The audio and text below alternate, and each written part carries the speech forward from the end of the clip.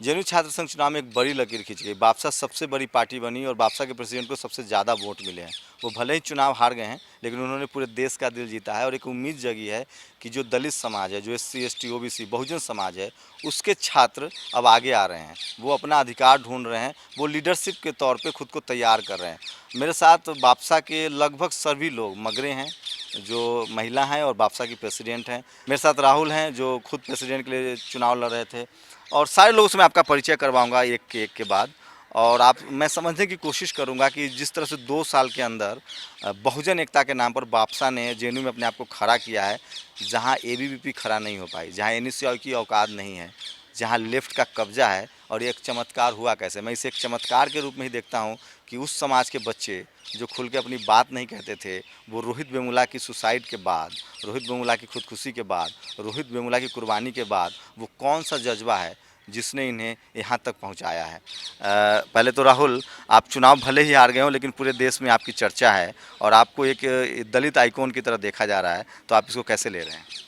मैं इसको बहुत ही मुझे खुशी होती है इस बात की कि जिस तरीके से जो एक सपोर्ट और एक प्रेम सभी से मिल रहा है, और केवल दलित वर्ग से नहीं, एक पूरे उन गरीब तबका और एक जो पूरा एक ऑपरेस तबका है, जो एक अपने इसमें रह रहा है, एक गरीबी में रह रहा है, उन सबसे एक सपोर्ट मिल रहा है, एक प्रेम मिल रहा है। मुझे बड़ी खुशी है इस बात की। मुझे इस बात का, मैं आपको सच कह रहा हूँ, कि थोड़ा सा भी दुख नहीं हुआ कि मैं चुनाव हार गया। मुझे इस बात की बहुत खुशी हुई कि जिस तरीके से पूरा एक जो अवसरवादी लेफ्ट है, जो एक ब्राह्मणिकल लेफ्ट है, और एक एबीवीपी है, साथ में आके जिस तरीके से हमारे खिलाफ लड़ा है, तो आज ये साबित हो गया कि हमारी लड़ाई जो है वो क्लियर हो गई है। क्लियर इसीलिए हुई कि जो वामपंथ अपने आप को प्रोग्रेसिव कहता था, आज ये साबित हो गया कि वो प्रोग्रेसिव नहीं है, और हमारी लड़ाई लेफ्ट और राइट दोनों के खिलाफ है। मेरे साथ बापसा की प्रेसिडेंट हैं मगरे। तो जहाँ एनएसयूआई की औकात नहीं है, जहाँ एबीपी आज तक नहीं जीत पा रहा था, वहाँ बापसा ने एकाएक सब इतना ज़्यादा वोट लाया और आप लोग एकदम मतलब पूरे देश में डिस्कोर्स में है, पूरे जो यूनिवर्सिटीज़ पॉलिटिक्स है उसके डिस्कोर्स में है। तो ये कैसे किया आपने? ये ये इसलिए हो पाया क्योंकि जिस इंटीग्रिटी और जिस ऑनेस्टी के साथ बब्सा इस डिस्कोर्स की बात करता है, एंटी कास्ट मूवमेंट की बात करता है, या फिर ऑपरेस सेक्शंस को यूनाइट होने की ज़रूरत है और अपना खुद का लीडरशिप, अपनी खुद के डिसीजंस खुद लेने की ज़रूरत है, इस जिस ऑनेस्टी के साथ बब्सा इस बात को रख पा रहा है, उसकी वजह से एक सपोर्ट बेस बब्सा का इंक्रीज़ हो चुका है पिछले 1.5 ईयर में। जो 2014 के बाद बब्सा का फॉर्मेशन है उसके बाद, तो उसी का कारण ये है कि बब्सा इतना स्ट्रांगली फाइट कर पाया against ABVP and left unity also. So जो 2 साल में बब्सा ने जो भी बात रखी है, जो डिस्क्रिमिनेशन है स्टूडेंट्स के साथ अलग अलग सेंटर में, सीपॉड हो या फिर आर्ट्स एंड एस्थेटिक्स, या फिर फैकल्टी रिक्रूटमेंट में जो 0 के बराबर संख्या है फैकल्टीज़ की एससी एसटी ओबीसी के, उसके अलावा जो रोहित वेमुला का इंस्टीट्यूशनल मर्डर था, उसके बाद जिस तरीके से एमएचआरडी ही नहीं तो बहुत सारे अदर यूनिवर्सिटीज़ में भी जाके ये जो बात रखी हमने कि जातिगत भेदभाव जो है स्टूडेंट्स के साथ, वो सिर्फ एक रूमर नहीं है, लेकिन ये रियलिटी है। जेएनयू जैसे संस्थान में भी ये रियलिटी है। तो जिस ताकत के साथ, जिस ऑनेस्टी के साथ बब्सा ने ये बात रखी, और उसके साथ साथ ही जैसे प्रोग्राम्स किए हैं कि आप प्रोटेस्ट भी कर रहे हो बाहर, और उसके साथ साथ कैंपस के अंदर एक डिस्कोर्स पैदा करने के लिए पब्लिक टॉक कर रहे हो, आप फैकल्टीज़ को और उसके साथ साथ बाकी इंटेलेक्चुअल्स की भी बुला रहे हो, जो इस डिस्कोर्स को और स्ट्रॉन्ग तरीके से रख पाए। और जिस तरीके से बब्सा के जितने भी एक्टिविस्ट्स हैं, बब्सा के जितने भी कैडर हैं, स्टूडेंट्स के साथ बातचीत कर रहे थे, स्टूडेंट्स के साथ इंगेज हो रहे थे, उस सब का नतीजा ये है कि दूसरी बार चुनाव लड़ते हुए बब्सा ने एक स्ट्रॉन्ग फाइट दिया और उसके साथ साथ अपने आप को एक स्ट्रॉन्ग तरीके से इस्टेब्लिश भी किया। ये वो हैं जो बापसा को एस्टैब्लिश करने में, स्थापित करने वाले सदस्यों में से हैं। पिछली बार ये चुनाव लड़े थे, जिनमें क्या उम्मीद थी? जब पिछली बार चुनाव लड़े थे कम वोट आया था, लगा कि इस बार 5 टाइम्स ज़्यादा वोट कैसे आएंगे और आ जाएंगे, उम्मीद थी? जैसे लास्ट टाइम हमने इलेक्शन लड़ा था तो तब हमको प्रेसिडेंट पोस्ट में 300 मिला था और जनरल सेक्रेटरी पोस्ट में हमको 350 मिला था। तो उस टाइम पे ही मतलब मैंने अपना फेसबुक पे लिखा था कि ये जो वोट है वो एकदम पैनल वोट है, जो पड़ा है वो आने वाले इलेक्शन में डबल होगा बोल के लिखा था। लेकिन जिस तरह से स्टूडेंट का वो डबल का जो ट्रिपल हो गया है, अभी पूरा एकदम 1500 प्लस जो हो गया है, वो एकदम अनएक्सपेक्टेड है। और स्टूडेंट ने जिस तरह से रेस्पॉन्ड किया है, हमें लगता है कि इस कैंपस में बापसा का जो डिस्कोर्स है, पूरा एक ऑपरेस्ट यूनिटी का जो डिस्कोर्स लेके आया है।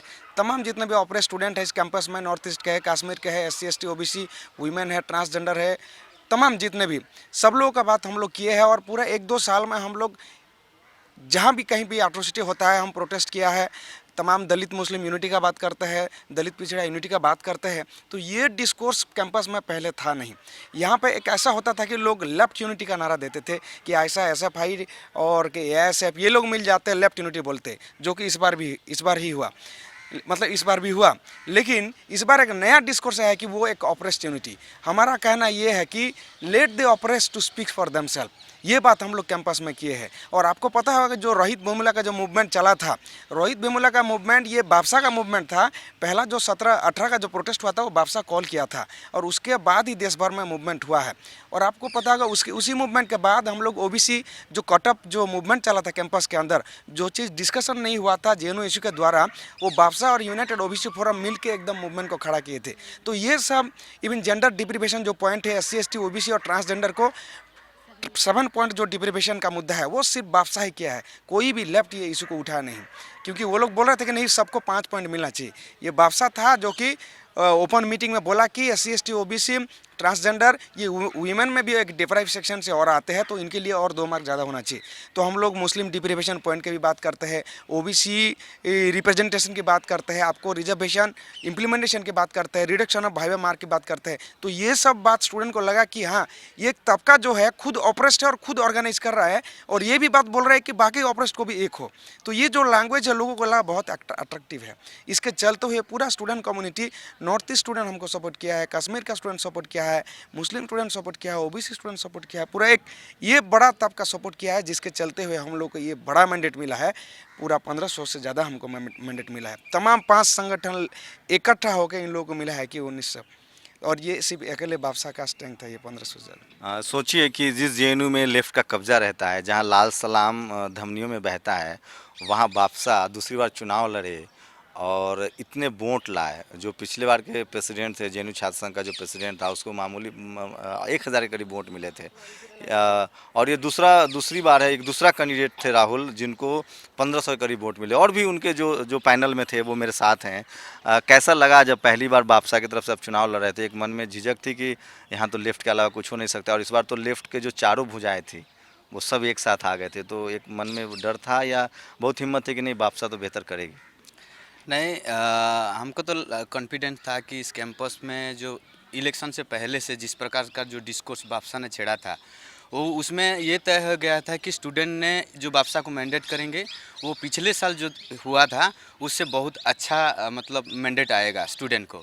और वही चीज़ हमको देखने के लिए मिला जब इलेक्शन होने के बाद, कि हमको एक अच्छा सा जो एक इलेक्टोरल पॉलिटिक्स में जो अच्छा सा वोट हमको देखने के लिए मिला, और हम उसी से बहुत खुश हैं, और हमको लगता है कि वही हमारा विजय है। और जिस प्रकार से अगर इस कैंपस का अगर पॉलिटिक्स को देखते हो कि जो पिछले बापसा बनने से पहले अगर जाओगे तो जय भीम का नारा और जो सोशल जस्टिस का जो मेन डिस्कोर्स था वो कैंपस में देखने के लिए नहीं मिलता है। लेकिन जैसे ही बापसा इस कैंपस में इस्टेब्लिश होता है, बाद में इस कैंपस के लेफ्ट और इस कैंपस के राइट विंग्स फोर्सेस जितना भी है, BBP NSY है, उन लोग ये जो हमारा जो सोशल जस्टिस का जो डिस्कोर्स है उसको अप्रोप्रिएट करने की एक प्रोसेस शुरू कर दी। और उसी से हमारा जो एक दो बाइपोलर जो कॉन्ट्राडिक्शन शुरू हुआ, और बापसा का जो नया अल्टरनेटिव डिस्कोर्स जो लाया जो ऑपरेस यूनिटी के नाम पर इस साल स्पेशली, कि उसमें बोला गया कि हमने एक नारा दिया कि ऑपरेस यूनिटी के नाम पर इस कैंपस में जितना भी तमाम सारा ऑपरेस्ट हैं, ST SC OBC sexual minorities LGBT Muslims OBC और जितना भी तमाम सारा ऑपरेस नेशनलिटीज़ हैं और इकट्ठा है। क्योंकि और ये इसीलिए भी इम्पोर्टेंट है कि इस कैंपस में अगर देखा जाए तो ये ही लोग को प्रॉब्लम फेस करना पड़ता है। वो हो सकता है कि हॉस्टल का प्रॉब्लम हो सकता है कि वाइवा वोसे में कम नंबर दिया जाए, हो सकता है कि रिजर्वेशन को इम्प्लीमेंटेशन नहीं करने का है, या हो सकता है कि जो डेमोक्रेटिक स्पेसेस को जो कट ऑफ किया जा रहा है, उसी में से यही लोग सबसे ज़्यादा डिस्क्रिमिनेशन फेस करते हैं। और वो चीज़ चलते हुए आने वाले मैंने दिन में और जो इस इलेक्शन में ऐसा हुआ कि सारे लोग को इकट्ठा आने का एक कंपल्सन हुआ, और आने वाले दिन में हमको लगता है कि होगा ये। मैं बापसा का चुनावी कैंपेन देख रहा था। JNU में चुनाव का तरीका अलग होता है, चुनाव प्रचार का तरीका अलग होता है, पोस्टर वार चलते हैं, हाथ से पोस्टर बनाना, पोस्टर चिपकाना। ये बापसा के पैनल में एक और मेंबर है मेरे साथ, मैंने इनको प्रचार करते हुए देखा, बहुत मेहनत करती थी। चुनाव हार गई हैं, लेकिन चेहरे पर मुस्कान है, जिससे लगता है कि जो मेहनत की है उसका नतीजा कुछ ना कुछ मिला है। अंदर से खुश लग रही हैं। चुनाव भले ही हार गया, आप लोगों ने देश का दिल जीता है। और खासकर जेएनयू पर जो लोग नज़र रखते हैं, जेएनयू छात्र संघ के चुनाव पर जो नज़र रखते हैं, उनको लगता है कि बापसा चुनाव भले ही हार गया हो, लेकिन उसने पूरे देश को, पूरे छात्र राजनीति को एक उसने मैसेज दिया है कि आप भले ही बहुजन समाज से हो, पहले लोग बोलते नहीं थे, अब आप लोग उनकी आवाज़ बन गए हैं। नहीं, ये बहुजन समाज की और वंचित तबके को हमेशा जबान काट के रख देने वाली जो सभ्यता है हमारी, तो अगर इस समय जब देश में ऊना जैसा आंदोलन है, देश में रोहित वेमुला जैसे उदाहरण हैं जो अपने लिए संघर्ष कर रहे हैं, लड़े और मरे, तो जो बुद्धिजीवी हैं, जो पढ़ रहे हैं, जो एमफिल पीएचडी कर रहे हैं, एमए बीए तक आ रहे हैं, संघर्ष करके यहाँ तक आ रहे हैं, तो मुझे लगता है उन लोगों को भी अपनी आवाज़ उठानी चाहिए थी। भले ही हम लोग हारे हैं, लेकिन पूरे कैंपस में बापसा का नाम है कि बापसा जीता है। वास्तव में उसने लोगों का दिल जीता है। मैं अभी बस से आ रही थी तो उसने बस ड्राइवर कहते हैं कि यहाँ पे तो लाल सलाम वाले जीते हैं। मैंने कहा हाँ, लाल सलाम वाले जीते हैं। कह रहे हैं लेकिन पूरे कैंपस में हम लोग सुन रहे हैं कि नीला सलाम मतलब छाया हुआ है। एक बस कंडक्टर, एक बस ड्राइवर जो यहाँ से मतलब सिर्फ लोगों को लेके जाने और लेके आने तक का काम करता है, जब वो अपनी चीज़ों में, अपनी सोच में इस चीज़ को लेकर आ रहा है, तो मुझे लगता है कि हाँ, हम लोगों ने भले ही चुनाव हारा है, लेकिन लोगों तक एक मैसेज पहुंचा है कि वंचित तबके का समाज भी, वंचित तबके के पढ़े लिखे लोग भी कुछ कर सकते हैं। तो एक स्ट्रैटेजी को लेकर भी थोड़ी बहुत बहस हो रही है, क्योंकि खुद मेरे पास बप्सा के प्रेसिडेंट हैं, तो मैं जानने की कोशिश करूँगा। लोग कह रहे थे कि जो कैंडिडेट दिया आपने उसमें दलित थे, ओबीसी थे। जब कास्ट डिस्कोर्स की आप बात करती हैं तो उसमें माइनॉरिटी से कोई नहीं था और ट्राइबल नहीं थे, तो क्या इस वजह से भी कोई नुकसान हुआ? क्योंकि दलित से कैंडिडेट थे 2, ओबीसी से 2 लोग थे, तो ये एक स्ट्रैटेजी में एक भूल हुई। नहीं, इसको भूल तो हम नहीं कह सकते हैं। ये जो क्वेश्चंस पूछ रहे हैं वो लोग हैं जो 30-30, 40-40 साल संगठन चला रहे हैं और फिर भी दलित आदिवासी तबकों के लोगों को लीडरशिप नहीं दे पाते। और आप उस ऑर्गेनाइजेशन को पूछ रहे हो जो सिर्फ दूसरी साल में कंटेस्ट कर रहा है और उसको आप पूछ रहे हो कि आपका रिप्रेजेंटेशन कहाँ है। अगर आप कैंपेन देखें तो बप्सा के कैंपेन में आपको डाइवर्स सेक्शंस के लोग दिखेंगे। वहाँ पे मुस्लिम थे, मुस्लिम महिलाएँ थी जो पूरा हिजाब पहन के भी कैंपेन कर रही थी। वहाँ पे आपको आदिवासी दिखेंगे। हाँ, पैनल में हमने 2 दलित और 2 ओबीसी दिए हैं और उसके साथ साथ काउंसिलर्स में भी दलित और ओबीसी ऐसा कॉम्बिनेशन है। आने वाले दिनों में डेफिनेटली बप्सा का जो पैनल होगा उसमें ना सिर्फ दलित, आदिवासी, ओबीसी और माइनॉरिटी रहेंगे, लेकिन उसमें हम बिल्कुल कोशिश करेंगे कि जो जेंडर माइनॉरिटी है वो भी रहे। तो मैं फिर से वही बोलूँगी कि एक तरीके से जो हमारे ऊपर एलिगेशन लगाया जा रहा है कि मुस्लिम कहाँ है, आदिवासी कहाँ है, तो उन लोगों को फिर से सोचना चाहिए कि आप कौन से ऑर्गेनाइजेशन को बोल रहे हो जो दूसरे साल में अपना चुनाव लड़ रही है। हम बिल्कुल ये कह रहे हैं कि आदिवासी, ओबीसी, मुस्लिम, दलित, सेक्सुअल माइनॉरिटी, जेंडर माइनॉरिटी सबको इकट्ठा आके एक ऑपरेशनिटी के जो नारा दिया है हमने उसको स्ट्रॉन्ग करते हुए आने वाले चुनाव में हम सबका रिप्रेजेंटेशन हम बिल्कुल मैंडेटरी समझते हैं और वो रहेगा ही। आप देश के में राजनीतिक चुनाव देखते हैं, मैंने छात्रों का चुनाव देखा है। किसी भी छात्र संघ चुनाव हो या पॉलिटिकल चुनाव हो, जो कार्यकर्ता होता है, जो आम छात्र होते हैं, वो बैकबोन होते हैं उस चुनाव के। बापसा के ऐसे ही बैकबोन हैं जो ये अभी भी पीछे हैं। तो कैसे प्रचार किया आप लोगों ने? बहुत मेहनत करनी पड़ी। बहुत तो मेहनत करनी पड़ी, क्योंकि जिस कैंपस में लेफ्ट इतने सालों से एक डोमिनेंट फोर्स के तौर पे खड़ा है, उस कैंपस में ऑप्रेस्ड लोगों की जो बात है और सोशल जस्टिस की जो बात है उसको खड़ा करने के लिए जो मेहनत करना पड़ा, उसमें सारे लोग ऑर्गेनाइजेशन के हिसाब से और जितने भी ऑप्रेस्ड सेक्शंस है कैंपस में, सब मिल के बहुत अच्छा मेहनत करके इसी डिस्कोर्स को एस्टेब्लिश किया है कैंपस में। और जिस प्रीवियसली जो बात आप पूछ रहे थे कि माइनॉरिटी रिप्रेजेंटेशन के सवाल में ये ऑर्गेनाइजेशन का फेल्योर मानते हैं क्या, लेकिन रिप्रेजेंटेशन का जो सवाल है उसको हम जब बीजेपी जैसे पार्टी के हिसाब से जब कंपेयर करेंगे, उसमें सबसे ज़्यादा इलेक्टोरल रिप्रेजेंटेटिव है उनके पास एससी कम्युनिटी से, लेकिन उसको हम सही रिप्रेजेंटेशन नहीं मानते हैं।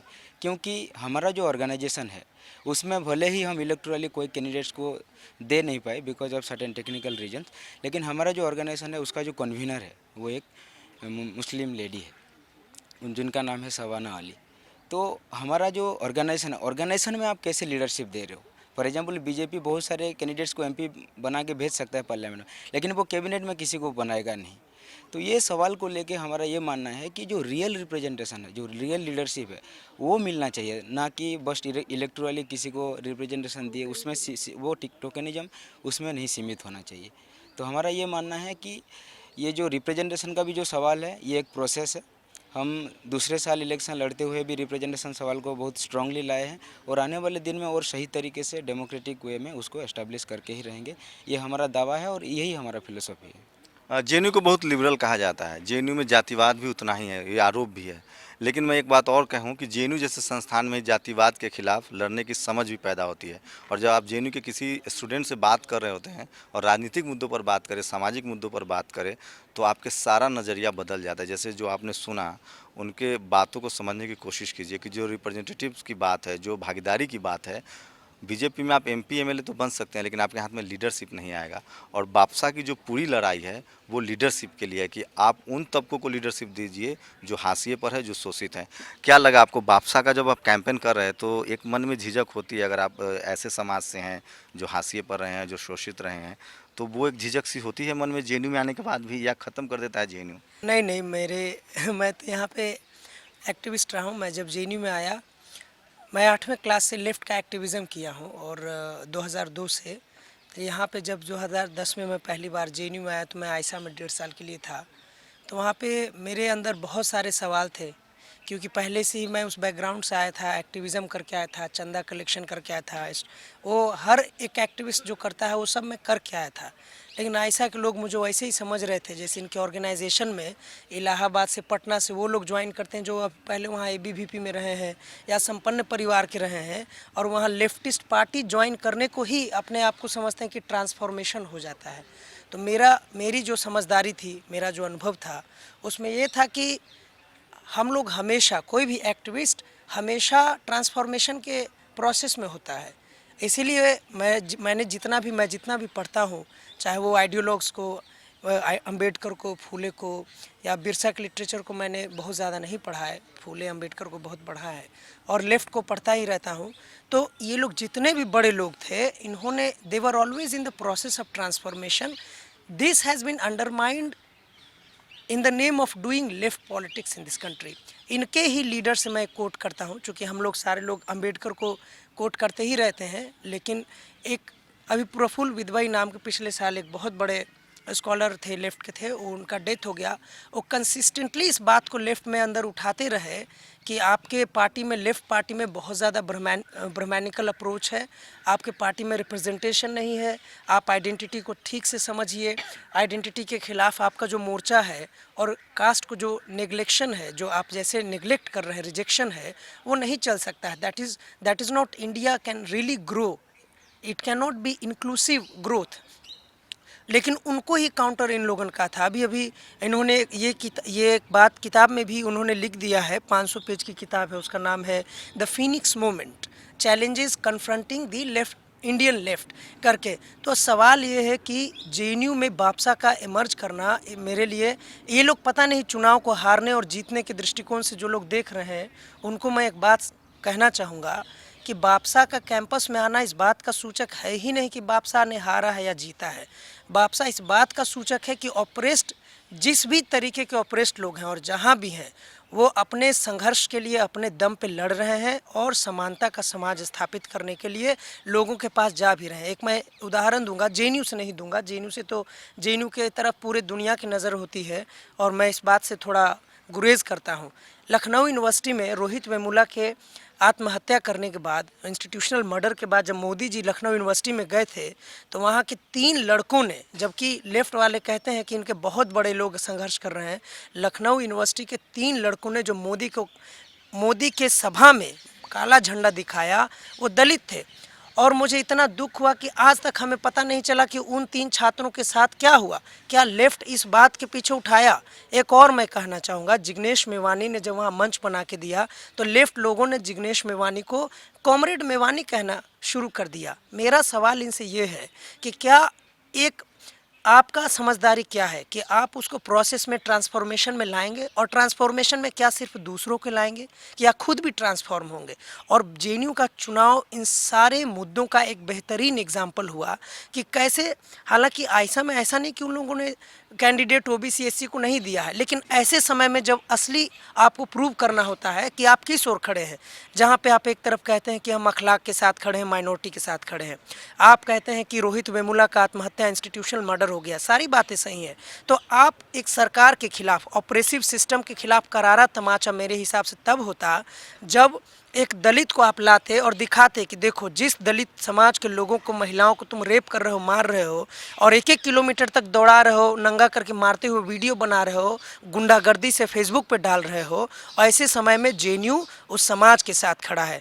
लेफ्ट वाले ये करने के बजाय कहीं से ढूंढ के एक ऐसे एक्टिविस्ट को ला दिए जिसको आधे लोगों को पता नहीं था कि ये एक्टिविस्ट है भी कि नहीं, क्या है। तो ये पूरा एक ब्रह्मांडिकल स्ट्रक्चर इतना बड़ा है जो पहले भी था, वो भयानक तरीके से खुल के इस बार आया है। तो ये मैं रोक रहा हूँ इनको, क्योंकि जेएनयू, आप संसद का भाषण सुनिए, आप पॉलिटिकल भाषण सुनिए, लेकिन जब तक आप जेएनयू में आएंगे और वहाँ की जो राजनीतिक समझ है, उनकी बहुत समझ तीखी होती है। जो लोग लिहाज करते हैं, जो लोग बोलना नहीं चाहते हैं, जेएनयू के छात्रों से मिले, जेएनयू के जो जानकार हैं उनसे मिले, वो सीधे आपके नस को दबाएंगे। और यही जो हमारे साथ थे वो करें। मेरे साथ एक नया लड़का है जो जेएनयू में अभी वो आया है, मैं उससे समझने की कोशिश करूंगा कि वो बापसा की तरह कैसे उसका रुझान आया, क्योंकि जेएनयू में आते ही आप पकते नहीं हैं, पकने में थोड़ा समय लगता है, 1-2 साल लगता है, लेकिन उसके बाद भी इस बार जेएनयू में नए छात्रों को बापसा का ज़्यादा समर्थन मिला। आप कैसे बापसा की तरफ जुड़े? देखिए, इस कैंपस में मुझे आए हुए 4 साल हो गए और मैं जिस कम्युनिटी, जिस सोसाइटी से बिलोंग करता हूँ, वहाँ पे अपनी बात को रखना बहुत ही मुश्किल है और बहुत ही डिफ़िकल्ट है। लेकिन जेएनयू आने के बाद मैंने ये सीखा और 4 सालों के बाद, 4 सालों से मैं जेएनयू पॉलिटिक्स को देख रहा हूँ। यहाँ पे जिस टाइप से लेफ़्ट वाले दलित, माइनॉरिटीज़ और महिलाओं के नाम पे जो पॉलिटिक्स करते हैं, सिर्फ नाम मात्र का पॉलिटिक्स करते हैं। और मैं यहाँ पे कॉमन स्टूडेंट रह के थोड़ा बहुत एक्टिव रहा हूँ, लेकिन बापसा को मैंने इस टाइप से देखा कि वो सिर्फ बात ही नहीं करते, उनके लिए काम भी करते हैं।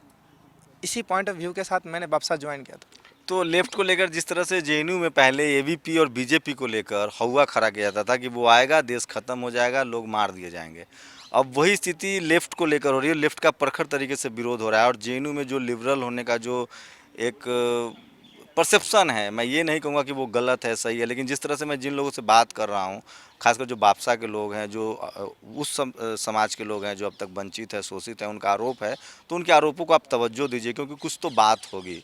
क्योंकि कोई ऐसे ही अकेले खड़ा नहीं हो जाता, कोई ऐसे ही रोहित वेमुला बनने के लिए मजबूर नहीं होता। तो इस हाल को अगर देखें तो हाल के दिनों में जेएनयू पर लगातार, जब से SC, ST, OBC, Bahujan Samaj के छात्रों की संख्या जेएनयू में बढ़ी है, तब से ऐसे आरोप लगने लगे हैं कि यहाँ भी शोषण का वही हथियार है, वही तरीका अपनाया जाता है जो देश के बाकी हिस्सों में, बाकी दूसरे इंस्टीट्यूशन में, नौकरियों में, प्राइवेट नौकरियों में या फिर यूनिवर्सिटीज़ में जो शोषण का तरीका वो जेएनयू में अपनाया जाता है। तरीका थोड़ा महीन होता है। लास्ट सवाल मैं राहुल से लूँगा। क्या राहुल क्या देखते हैं कि बापसा चुनाव भले ही हार गई हो, लेकिन एक इसने मैसेज दिया है, पूरे देश में लोग इस बात को समझ रहे हैं, और जो लीडरशिप की बात है उसको लेकर जो सवाल उठ रहे हैं कि अब दलित समाज को, बहुजन समाज को अपना लीडरशिप खुद देखना होगा, तो वो किस राजनीति की बात कर रहे हैं? आप पूरे राजनीतिक के डिस्कोर्स को किस तरफ ले जाना चाहते हैं? मैं एक राजनीतिक डिस्कोर्स को इस तरफ लेके जाना चाहता हूँ कि जो जैसे बाबा साहब कहा करते थे कि ये एक शोषित समाज का खुद का एक ऑटोनॉमी। अगर बाबा साहब का पूरा मूवमेंट देखते तो उन्होंने अपने संगठन खुद बनाए, अपना एक मूवमेंट खुद के बलबूते पर खड़ा किया है। तो हम ये चाहते हैं कि इस देश में जो आज हालात है, वो हालात, ये देखिए बीजेपी में भी आज देखेंगे तो वो लोग कहेंगे कि हम जातिवाद के खिलाफ लड़ रहे हैं। उस जब अम्बेडकर मूवमेंट चला रहे थे तो गांधी भी कहते थे कि मैं जातिवाद के खिलाफ लड़ रहा हूँ। लेफ्ट जो है वो अलग अपने तरीके से बात कह रहा था, लेकिन मैं कह रहा हूँ कि बात सभी लोग करेंगे। सवाल ये है कि जब तक इस देश का, इस दुनिया का ऑप्रेस जो इंसान है, जो इस समाज से, इस जो जातिवादी ब्राह्मणिकल सोच से, इस अवसरवादी सोच से जो पीड़ित है, वो जब तक खुद खड़ा होके अपने बल पे अपना संगठन बना के, अपनी ताकत बना के जब तक लड़ता नहीं है, तब तक मेरे ख्याल से उनके साथ ये भेदभाव टिका रहेगा। उनका इस्तेमाल एक वोट बैंक पॉलिटिक्स के लिए होता रहेगा। इसीलिए हम कहते हैं कि वोट हमारा और राज भी हमारा। अभी वोट हमारा और राज तुम्हारा नहीं चलेगा, वोट हमारा और राज भी हमारा रहेगा। तो आपने पूरी बात सुनी, छात्रों की बात सुनी, बापसा के नेताओं की बात सुनी, तो एक बात तो साफ समझ में आता है कि जो जातिवाद का तरीका है वो महीन हो गया है और जातिवाद है, और ये समाज की सच्चाई है, इस देश की सच्चाई है, और उसके खिलाफ अब बात करने की ज़रूरत है। और बहुत तेज़ी से बहुजन समाज के लोग जो यूनिवर्सिटी पहुंच रहे हैं, जो कॉलेज पहुंच रहे हैं, वो इस जातिवाद के खिलाफ बात कर रहे हैं और उसके खिलाफ अब लड़ने के लिए सड़कों पर आ चुके हैं।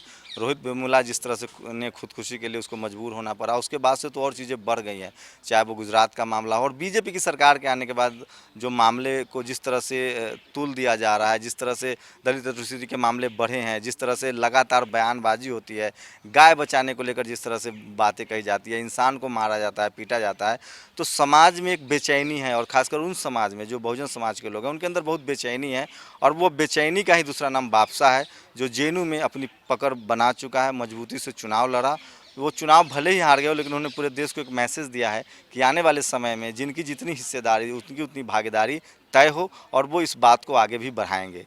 कैमरामैन रैन के साथ शंभू कुमार सिंह, नेशनल दस्तक, जेएनयू, दिल्ली।